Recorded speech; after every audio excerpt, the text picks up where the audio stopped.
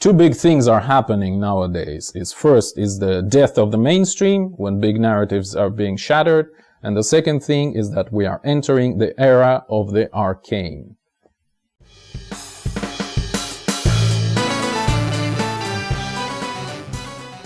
Greetings, this is Eugene the Philosopher, the greatest living philosopher after the unfortunate passing of Quentin Robert de Nameland, who has been the greatest living philosopher before me. In this video I want to talk about, once again, just like in the previous one, I want to talk about the disintegration of the narrative, so to speak, alright, or fracturing thereof. So what am I talking about is, like, when I was growing up, I've had this feeling that there is the thing to make, you know? There is like a big stage that you can enter if you propose something cool or make something cool or do some great artwork or engineering work or scientific work or whatever kind of work. You will be promoted to this big stage, and this big stage is the place where the thing happens, you know. It's what you see on TV, actually, you know, remember? The older people, when you used to watch TV. So whatever was seen on TV was seen as this big stage where the thing is happening, okay? And now with the internet, where basically internet has absolutely replaced TV, radio, newspapers, everything else, everything is fractured almost by design, right? The internet is a network, like it's fractured, you know, it's these cracks kind of like, permeating the land, you might say, or something to that effect, okay? So this spotlight, accepted by everyone is pretty much gone at this point. And the true multiplicity that the postmodernists have been talking about, like, God knows when, like 60 years ago, and Nietzsche has been talking about, 140 years ago, is truly upon us, okay? So we are witnessing something like a death of the mainstream, if you want to call it that, okay? So, now, this raises some serious issues. And by the way, when I'm saying now, this is the now of a philosopher, or now of a philosopher, you know, which might be anywhere from like 1 second to 50 years in length, okay? So, it may not even be immediately right now, but the next generation will definitely feel it, okay? So, yeah, we're operating on this sort of time scales. But it might be felt already if you're sensitive enough, alright? So, we are facing this picture of fracturing of the narrative, fracturing of the cultural space, essentially. Like, again, if you describe the culture as a sort of a forum where sort of a dialogue or a polylogue happens, well, this forum is not there anymore. We've separated into smaller groups of people according to their interests or whatever else of this sort. So, I mean, effectively, like, essentially, this leads to the possibility for the people of just pursuing their own stuff and never caring about the others, you know. There is this sentiment on the internet, which is kind of already almost mainstream, that it's okay to be different, it's okay to listen to different music, it's okay to like different movies. Like everybody has their own, you know, small piece of the internet where they may feel better than elsewhere, let's put it this way, right? And this is pretty much acknowledged right now. So what is the problem? Why can't people just enjoy it if it's the case? Because, well, if they have this safe space, so to speak, in a good sense of the word, okay, where they can enjoy themselves, why are they so unhappy? Why are people so depressed now? Well, first of all, and actually, like, my video, Why Humanity is Dying Out, is mostly about this topic, but I'll just repeat some main points there. And there's really only one main point, is that the God was killed by modernity, but nothing has been given in return. And really, if you think about it, it's the same point that Nietzsche has been making in his book, Will to Power, right? So I'll link the videos I mentioned here in the description. There's gonna be a couple of others, okay? So, why are people so depressed when there is a true possibility for them to enjoy their stuff now with no interference, pretty much? Well, it's because they have their stuff, you know, because they feel betrayed and broken by this essentially removal of meaning from the world. By the way, watch my video about the world, perpendicular worlds, about the world of physics and the world of meaning, okay? And also, I want to remind you of another video of mine, which was called, I think it was called Coronavirus and Culture. It was made like almost exactly 4 years ago back then, when the panic was happening. Again, I'm going to link it, where I complain, again, old man yelling at cloud, how people are just kind of running around in panic. And it's just so pathetic, right? So it just signifies such deep emptiness, such vanity of lives of these people who are running around in panic, you know. It's like they suddenly realize that their life may end very soon, and they've suddenly realized that they have actually nothing valuable in it, you know, and that's what made them panic. It's not that their life would be over. It's that their life contained nothing worthy of keeping it, you know. That was the true existential panic that people have felt. So yeah, this is what I'm talking about here, is that the meaning has been removed over the course of the last, let's say, 4 centuries from the world, and nothing has been given in return. Now, there have been some ultra-modernistic states, like, for example, communistic states, where basically God has been replaced by communism. So communism became the religion, okay? When Bertrand Russell, the British philosopher, when he visited the USSR, he actually literally said that communism is the religion here, okay? So yeah, you can do something like that, but even the communism have failed, right? It keeps failing over and over, and this famous memes that socialism hasn't been tried yet, right? It's still going on. Yeah, but yeah. So we're talking about this situation that big narratives are gone. Also see my end of the end video where I talk about how it manifests itself in our culture of you know, like extended universes or like multiverses in, for example, these comic book movies, etc., where the finished narrative, it just doesn't have the right to exist anymore. Any finished narrative can be rewritten either by adding up or saying it happened in a parallel universe, but in this universe everything happened differently, blah, blah, blah, blah, blah, blah. So there's no glue to keep it all together anymore, right? Kind of.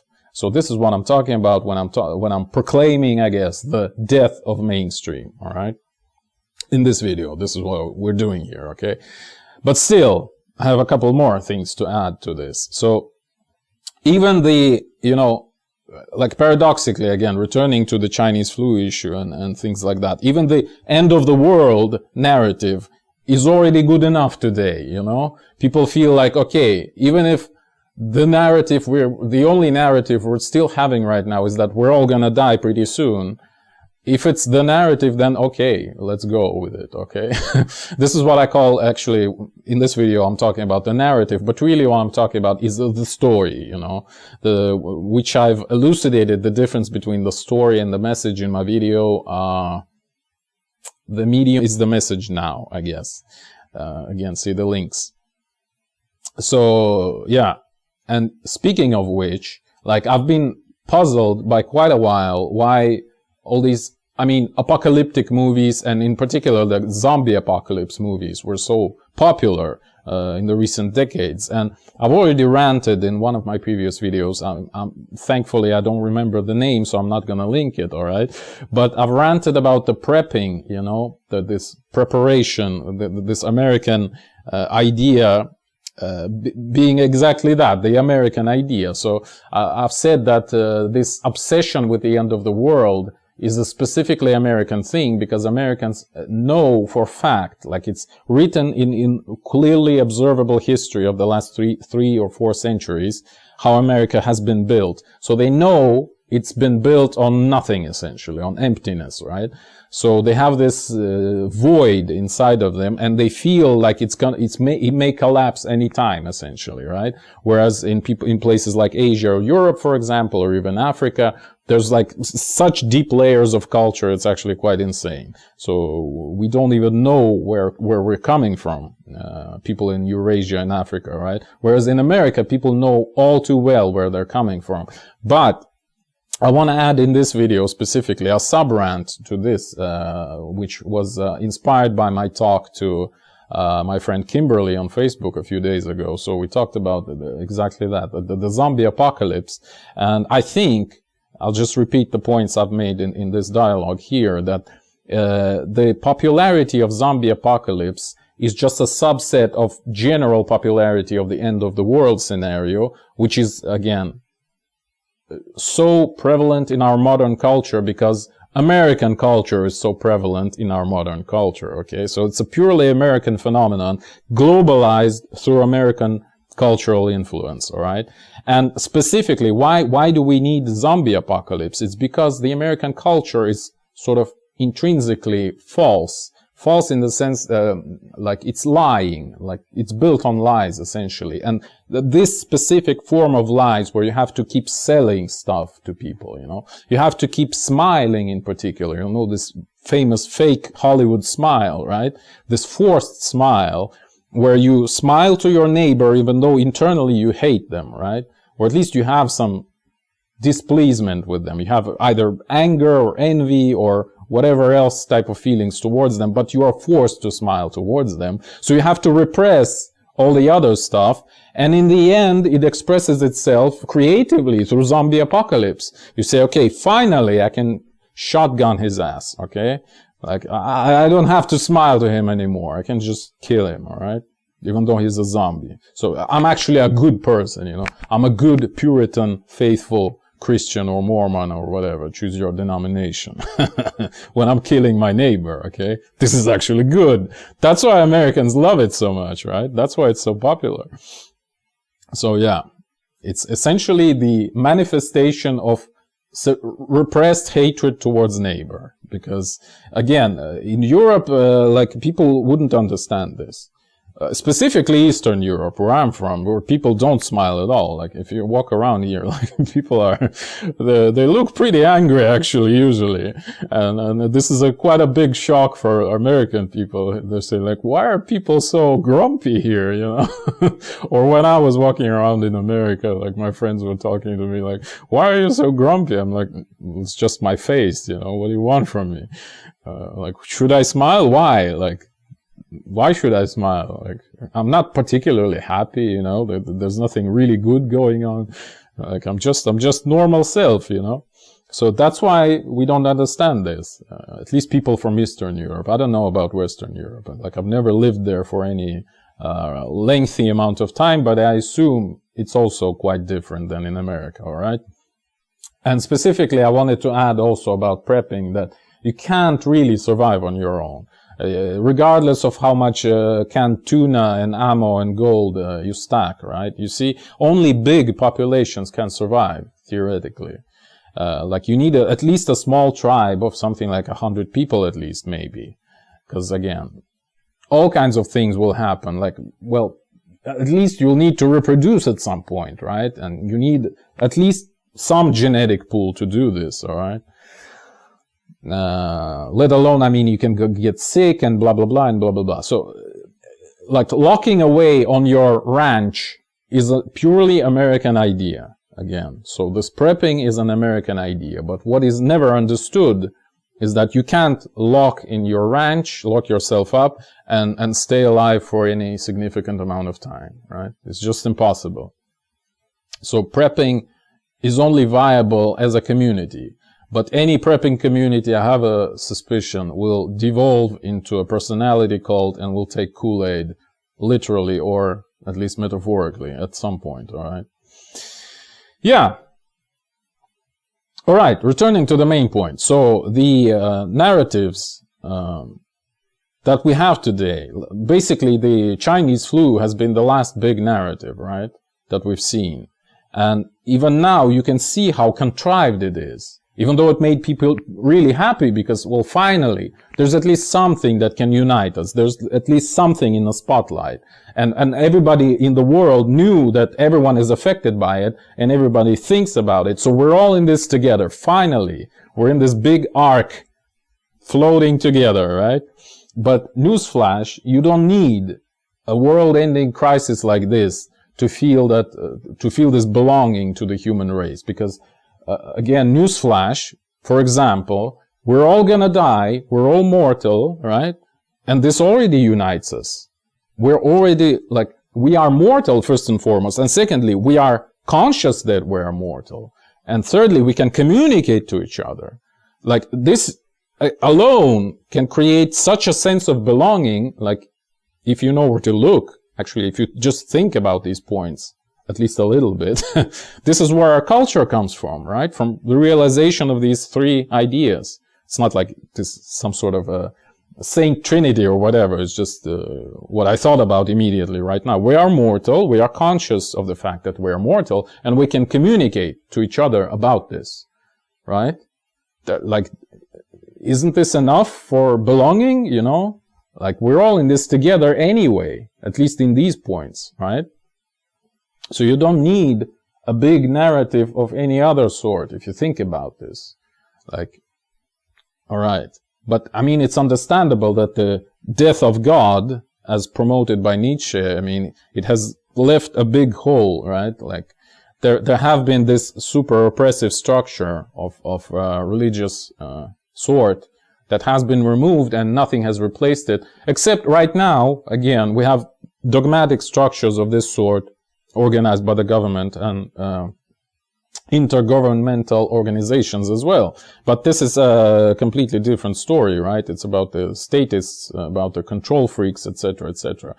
At least they can establish some narrative. But my point in this segment was that we don't really need this sort of narrative. We already have a much larger narrative of being human in the first place and being able to communicate, right?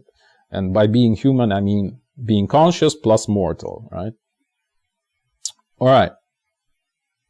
And the last thing I wanted to talk about is that not only is my big proclamation that I just made that there is a death of mainstream happening. Think about, by the way, just to end this segment of death of mainstream, just think about the mainstream, like companies, mainstream products that are really struggling right now. Like pretty much any big enterprise that you can think about is in crisis, all right? Like again, big sort of production companies, like movie companies, like music companies, like all of it is in crisis, you know. And by companies, I don't mean like aggregators, like Spotify or something like that, but like publishing companies, you know, things like that. So yeah, we're experiencing a certain collapse of mainstream, like things like as a scientist, for example, what do you think is the spotlight, the TV for scientists? It's a Nobel Prize, right? But the Nobel Prize has been so devalued in the last 10 years. It's actually quite insane. Like ever since they gave Nobel Prize for Higgs boson, it was over. Like that was the end point, okay? So mainstream science in this sense of, as I use this word in this video, is over. When you give the Nobel Prize for Higgs boson, like it's just, you're done. Then they've outdone themselves even more by giving Nobel Prize for discovery of gravitational waves, which was absolute fiasco. I don't have any other word, okay? Like it's just the last nail. Like the guy is already dead, but now we're nailing the coffin, you know? The guy died with the Higgs boson prize, but now the guy is firmly established in the coffin. All right. So the second big idea I want to promote in this video, even though I won't talk about this all that much, is that we are entering what I would call, I mean, I'm Eugene the philosopher, I'm up to, you know, come up with some big names. So I'll call it the era of the arcane, okay? So we are entering the era of the arcane, or the epoch of the arcane epoch. I don't know, I haven't polished the how would you say it? The advertisement so much yet. I should have actually. So what I mean by that? Well, since there is no spotlight which would be respectable enough for you to even wish to appear there, like again, the Nobel Prize is discredited. Where do a scientist go today to be appreciated? There's no such place. It's just over, right? Which means that the real progress in science will again only happen in these small information bubbles, right? These small kind of tendrils, what's the word? Small branches of the big web, right? Of the big web of modern culture. And these branches might become arcane. They might become what's the word? Not shielded, barred from others, essentially. They might become, again, sort of a quasi esoteric cults, and I mean that in a good sense of the word. Cults as like Arcane cult, like a secret society, essentially, right? So I am actually almost sure, actually I am sure, like how correct I am is a wholly other topic, okay? But I am sure that right now, even right in this moment, wherever you're watching it, a lot of crazy devices and engineering principles that might make stuff much better in the world are already here. We just don't know about them. And we will never know about them, most likely. Because again, like how would we know about them? Because the communicating practices of science are absolutely corrupt. Again, well, I've already mentioned Nobel Prize and the journals and peer review and blah, blah, blah, blah, blah, blah, blah, blah, blah. I've had way too many videos on these topics already. So yeah. So why would a scientist who respects themselves even try to get into this corrupt spotlight, which is not even there anymore, right? They just won't. They'll just develop their thing. They'll maybe share it among the other people who are developing similar things. They maybe share it with their family and friends, which they probably don't have too many, right? Because we're living online right now. We don't even meet each other, etc., etc., etc. So this is the era of the arcane, you know. The knowledge becomes arcane.